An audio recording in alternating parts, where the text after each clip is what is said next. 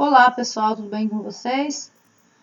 Aqui é a professora Lígia, professora de ciência. Nós vamos falar um pouquinho a respeito de separação de misturas. Só para relembrar, a aula passada nós falamos um pouco a respeito do que é mistura, né? O que seria, como é formada essa mistura, o que são substâncias homogêneas, o que são substâncias heterogêneas. Na última aula nós falamos a respeito desse tema. Hoje nós vamos ver que existem como nós separarmos as substâncias presentes em uma mistura. Né? As principais delas, que nós vamos abordar hoje, é a catação, peneiração, ventilação, também a levigação, a filtração. Então, são várias formas de separar uma mistura. Lembrando que a mistura ela é formada por vários tipos de substância, né? Existem aí as misturas homogêneas, que são aquelas que a gente não consegue definir quais são as substâncias presentes nelas, e também tem as misturas heterogêneas, são aquelas que a gente consegue definir quais são as substâncias presentes naquela determinada mistura, tá? Então, a primeira que nós vamos falar é a respeito da filtração. Normalmente, a filtração a gente vai utilizar uma membrana porosa. No caso do café, quando a gente vai fazer um café, vamos passar um café, assim como os nossos pais falam, nós vamos utilizar aí água e açúcar, né? Bota lá água e açúcar para ferver. Utiliza essa membrana porosa, que é um filtro, né, de papel, coloca o pó do café e depois mistura essa água quente e o açúcar nesse pó de café, filtrando as partículas maiores, a parte sólida. Então aquela parte sólida ela fica retida no filtro e a parte líquida ela passa através do filtro e é recolhida num determinado recipiente. Essa é uma forma de filtração, separando um sólido de algo líquido, tá? Outro exemplo que nós temos são os filtros. Eu vou usar aqui o filtro de barro, que ele já foi muito utilizado pelos nossos antepassados. Então, nessa parte superior aqui, pessoal, era colocado água, né? Até hoje algumas pessoas ainda utilizam o filtro de barro. Coloca a água aqui em cima, tem essa estrutura aqui que é chamada uma vela, que é formada por um material poroso, em que a água passa por essa vela e cai nessa parte de baixo aqui. Só que é o seguinte, esses poros são tão minúsculos, tão pequenininhos, que ovos de verminoses, ou então partículas de poeira, algum tipo de sujeira vai ficar retido aqui por fora, né, dessa vela, nesse recipiente. E a água limpa, sem essas partículas, é recolhida nessa parte do filtro, né? Então, já utilizaram muito isso no tempo passado, né? Hoje já utiliza alguns filtros modernos, mas tem a mesma característica. O outro tipo de filtração que existe é o aspirador de pó. Vocês sabem que o aspirador de pó, ele faz uma característica ao contrário, né? Ele suga o ar que passa por um determinado filtro, não sei se vocês estão vendo aqui, tem um saco, né? Um saco de alguma membrana porosa, como eu tinha dito para vocês, né? Então, ele passa por esse saco de membrana porosa e depois o ar é liberado. Só que a sujeira que esse aspirador de pó captou, ele fica retido nessa estrutura aqui. Então, vocês podem ver aqui nessa imagem abaixo, que depois a gente retira, né, esse filtro, que ele é formado, igual eu disse para vocês, como se fosse uma membrana porosa, um material tipo um tecido, e depois retira o lixo dali, né, e joga, acaba descartando. Então, a função do aspirador de pó é um tipo de filtração também, porque ele vai filtrar o ar que passa por esse saco, por essa membrana porosa, e vai reter as partículas de sujeira dentro desse recipiente, e depois a gente pode retirar e descartar. Então, essas são uma forma de separação de componentes que é a filtração. A outra forma de separação de componentes é a peneiração, que a gente vai utilizar como auxiliador, né, uma peneira. Quem faz muito esse tipo de separação de componentes são os pedreiros. Então, para fazer a massa ali de cimento, né, a massa que vai assentar o tijolo, que vai rebocar a parede, é usada areia e cimento. Só que a areia, muitas das vezes, ela contém pedras, pedacinho de madeira, e isso tudo dificulta, prejudica aquela massa que eles estão fazendo. E aí o que eles têm que fazer? Eles têm que peneirar, né? Então as partículas menores passam pela peneira, né? E as partículas maiores ficam retidas e aí é descartado. A mesma coisa acontece com a peneiração, por exemplo, eu vou fazer uma tapioca. Então uso a peneira para coar a farinha, porque muitas das vezes fica algumas partículas maiores, depois na hora de você mastigar você pode até machucar o dente, né? Então o que acontece? Peneira, né? E as partículas maiores ficam retidas aqui dentro da peneirinha e aí também é descartado. Essa é uma forma também de separação de componentes. A terceira é a catação. Catação é muito importante, principalmente nesses locais de reciclagem, né? Porque todo o lixo é colocado em cima de uma esteira e o lixo vai passando e as pessoas que estão ali em volta vão separando o plástico do papel, do alumínio e também do ferro. Então, essas pessoas fazem manualmente o auxílio da mão, né? A separação do lixo, tá? Então, a separação seletiva, vai fazendo uma seleção daquilo que pode ser reciclado ou não. A outra característica é o que a nossa mãe faz, a outra característica, a catação do feijão. Então, o feijão que vem lá na sacolinha que a gente compra, ele não vem 100% limpo, né? Então, o que nós temos que fazer? Nós temos que separar uma pedrinha ou um talo da própria planta, né, que secou e veio junto, ou a casca da vagem do feijão, vem misturado no meio do feijão. Então, a gente vai fazer esse papel de catação, separar aquilo que não serve daquilo que vai ser cozido, né? Então, é um tipo aí de separação dos componentes.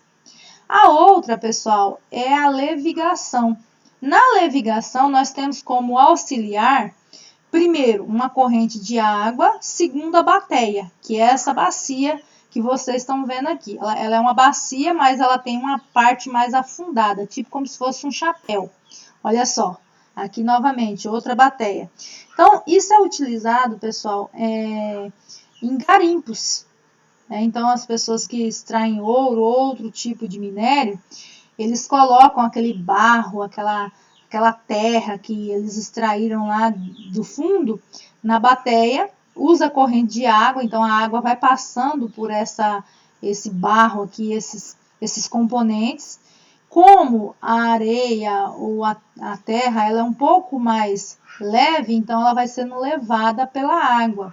E o ouro, como é mais denso, ele vai ficando no fundo. E depois dá para o garimpeiro decifrar, discernir se é ouro, se não é ouro, se presta, se não presta. Então, essa é uma forma que os garimpeiros utilizam para poder identificar se existe ouro ou não naquela terra, naquele barro que ele extraiu daquele determinado local. Tá bom? A outra é a ventilação, muito utilizado por pessoas que trabalham com plantações de café, né? E a plantação de arroz, ou trabalha com amendoim também, não tem problema. Essa forma de separação de componente vai utilizar a corrente de ar. Então, por exemplo, esse trabalhador, o que ele está fazendo? Ele colocou o café que ele panhou, que ele secou na peneira e vai jogar para cima, a fim do quê? Como as partículas, ou folha, ou casca do café, ele é mais leve, o vento passa e carrega, né? Então, de acordo com o que ele vai abanando, que se fala, né? O nosso antepassado falava abanar o café, né? Então, utiliza a corrente de ar para tirar essas partículas mais leves. Um outro exemplo também é, por exemplo, você vai lá e torra o amendoim. Aí você precisa tirar aquela casquinha. Então, você passa a mão assim, bem forte no amendoim, as casquinhas, né, que envolve esse amendoim, elas se soltam. Depois você sopra. A hora que você sopra, né, aquela película que envolve o amendoim ali, ele é carregado com a corrente de ar, ok? Então, isso é considerado uma ventilação. A separação magnética é usado um ímã como auxiliar. Por quê? Porque o ímã, ele atrai ferro, zinco e um outro componente, se não me engano, cobalto. Então, ele atrai esses componentes. Então, tudo que for fabricado a partir desses componentes que eu acabei de falar para vocês, é atraído pelo ímã. Então, por exemplo, eu deixei cair, fui fazer uma casa, em volta da casa eu deixei cair muito prego. E a gente sabe que qualquer veículo que chega perto dessa casa ali, né, pode furar o pneu devido a isso. Então, o que a gente pode fazer? A gente pode pegar um ímã e sair passando em volta da casa. Então, todo o ferro que tiver ali em volta vai grudar no ímã e vai separar a areia, né? Porque esse prego estaria encoberto pelas areias, vai separar a areia do prego. Um outro exemplo que existe é nos grandes lixões, né?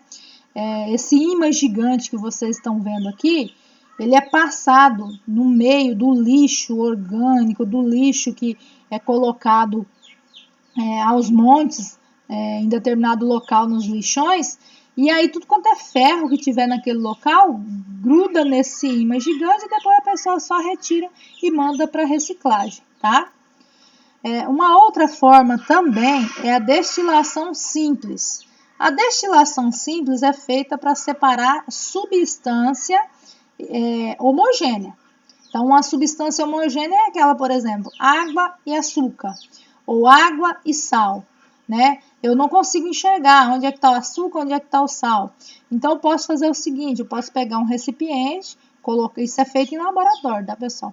Colocar ele ferver, né? Coloca ele em uma temperatura abaixo dele, ele vai ferver, vai subir em forma, essa água que está nesse recipiente vai subir em forma de vapor, vai ser encaminhado até um condensador, ou seja, vai ser resfriado nesse local. Quando ele é resfriado, aquele vapor se transforma em água de novo.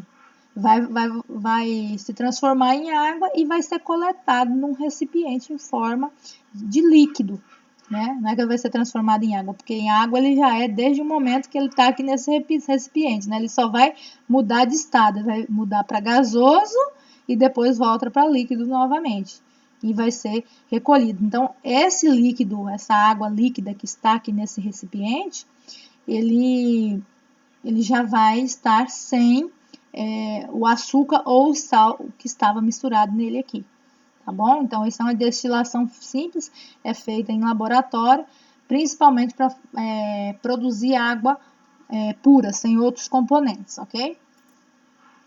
Uma outra característica também, uma outra forma de separação das misturas, aí, dos componentes de uma mistura, é a evaporação. Isso acontece numa salina.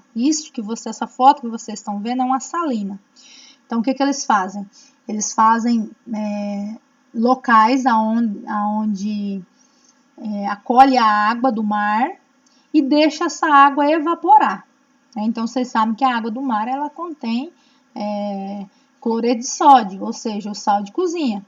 Então, deixa nesses determinados recipientes, a água evapora e só vai ficar nesse local aqui o sal mesmo. Depois recolhe esse sal, né?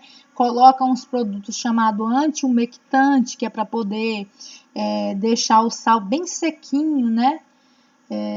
E depois embala e vende, né? Então, o sal ele é obtido, ele é extraído da água do mar dessa forma. Então, vocês podem ver, né? São formados esses buracos e eles são revestidos por lonas, né? Para coletar essa água vai ficar aqui até evaporar, permanecendo somente o sal no local. E a última que eu gostaria de falar para vocês, e não menos importante, é a centrifugação. A centrífuga, nós temos dois exemplos. Temos a centrífuga que a gente tem em casa, que é aquela responsável por retirar a água da roupa, né? Mas a centrífuga ela tem a mesma característica da centrífuga de laboratório. Todo laboratório que faz exame de sangue, eles têm uma centrífuga dessa. É um aparelhinho onde é acoplado no lado desse rotor, você tem um rotor, né, um motorzinho que tem, é colocado aqui né, os sangues são presos nesse rotor e depois ele vai girar numa velocidade muito alta em um determinado sentido. Isso faz com que o sangue ele separe aquelas partículas sólidas do sangue, porque o nosso sangue é formado por glóbulos vermelhos e glóbulos brancos. E aí eles precisam de plaquetas e o plasma sanguíneo, que é uma água amarelada, esse líquido que vocês estão vendo aqui. Então, quando ele roda aí numa velocidade muito alta, acaba separando os componentes desse sangue. Aí tem como o bioquímico que vai estudar lá para fazer uma contagem de plaquetas, ou vai fazer uma contagem de glóbulos brancos, ou uma contagem de glóbulos vermelhos no seu sangue, então eles têm que passar por esse processo para poder separar os componentes. É colocado numa centrífuga, ela é bem pequenininha. Claro que um laboratório maior vai ter uma centrífuga maior. Mas a finalidade dela é essa, girar numa velocidade muito alta para separar os componentes. A finalidade da nossa centrífuga, a centrífuga que a gente tem em casa, é retirar, né, das roupas a quantidade de água acumulada ali, né, gente? Então, essa é a função da centrifugação, separação de componentes aí, tá? Separação das misturas.